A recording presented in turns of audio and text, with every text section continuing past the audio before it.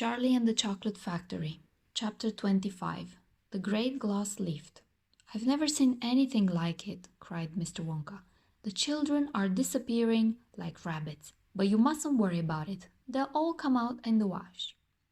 Mr. Wonka looked at the little group that stood beside him in the corridor.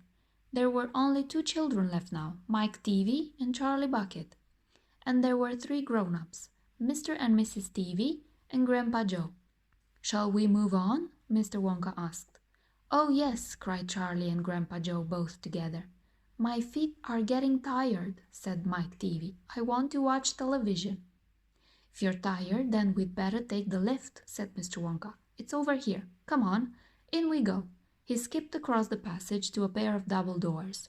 The doors slid open. The 2 children and the grown-ups went in. "Now then," cried Mr. Wonka, "which button shall we press first? Take your pick." Charlie Bucket stared around him in astonishment. This was the craziest lift he had ever seen. There were buttons everywhere.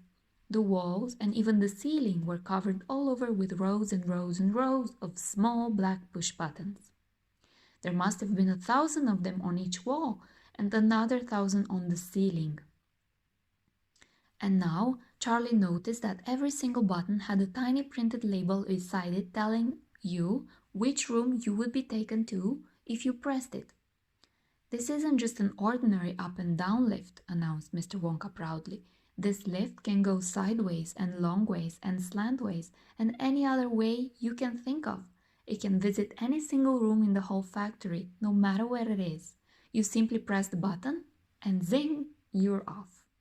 "Fantastic," murmured Grandpa Joe. His eyes were shining with excitement as he stared at the rows of buttons. "The whole lift is made of thick, clear glass," Mr. Wonka declared. "Walls, doors, ceiling, floor, everything is made of glass so that you can see out." "But there's nothing to see," said Mike Teavee. "Choose a button," said Mr. Wonka. "The 2 children may press 1 button each. So take your pick. Hurry up. In every room something delicious and wonderful is being made." Quickly, Charlie started reading some of the labels alongside the buttons. "The Rock Candy Mine, 10,000 feet deep," it said on one. "Coconut Ice Skating Rinks," it said on another. Then, "Strawberry Juice Water Pistols." "Toffee Apple Trees for Planting Out in Your Garden, all sizes." "Exploding Sweets for Your Enemies." "Luminous Lollies for Eating in Bed at Night." "Mint J.U.J. Ubis for the boy next door. They'll give him green teeth for a month." "Cavity-filling caramels. No more dentists." "Stick jaw for talkative parents." "Wriggle sweets that wriggle delightfully in your tummy after swallowing." "Invisible chocolate bars for eating in class." "Sugar-coated pencils for sucking." "Fizzy lemonade swimming pools." "Magic hand fudge. When you hold it in your hand, you taste it in your mouth." "Rainbow drops. Suck them and you can spit in 6 different colors." Come on," cried Mr. Wonka. "We can't wait all day." "Isn't there a television room in all this lot?" asked Mike Teavee. "Certainly there is a television room," Mr. Wonka said. "That button over there," he pointed with his finger. Everybody looked. "Television chocolate," it said on the tiny label beside the button. "Whoopee!" shouted Mike Teavee. "That's for me!" He stuck out his thumb and pressed the button. Instantly there was a tremendous wheezing noise. The doors clanged shut and the lift leaped away as though it had been stung by a wasp. But it leapt sideways. And all the passengers, except Mr. Wonka, who was holding onto a strap from the ceiling, were flung off their feet onto the floor. Get up," cried Mr. Wonka, roaring with laughter. But just as they were staggering to their feet, the lift changed direction and swerved violently round the corner. And over they went once more. "Help!" shouted Mrs. Teavee. "Take my hand, madam," said Mr. Wonka gallantly.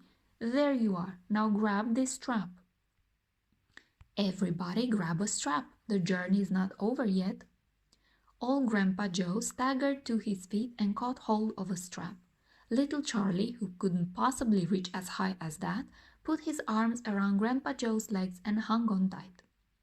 The lift rushed on at the speed of a rocket. Now it was beginning to climb. It was shooting up and up and up on a steep, slanty course, as if it were climbing a very steep hill. Then suddenly, as though it had come to the top of the hill and gone over a precipice, it dropped like a stone, and Charlie felt his tummy coming right up into his throat. And Grandpa Joe shouted, "Yippee! Here we go!" And Mrs. Stevie cried out, "The rope has broken! We're going to crash!" And Mr. Wonka said, "Calm yourself, my dear lady," and patted her comfortingly on the arm. And then Grandpa Joe looked down at Charlie, who was clinging to his legs, and said, "Are you all right, Charlie?" Charlie shouted, "I love it. It's like being on a roller coaster." And through the glass walls of the lift, as it rushed along, they caught sudden glimpses of strange and wonderful things going on in some of the other rooms. An enormous spout with brown sticky stuff oozing out of it to the floor. A great craggy mountain made entirely of fudge with Oompa Loompas, all roped together for safety, hacking huge hunks of fudge out of its sides. A machine with white powder spraying out of it like a snowstorm. A lake of hot caramel with steam coming off it. A village of Oompa Loompas with tiny houses and streets and hundreds of Oompa Loompa children, no more than 4 inches high, playing in the streets.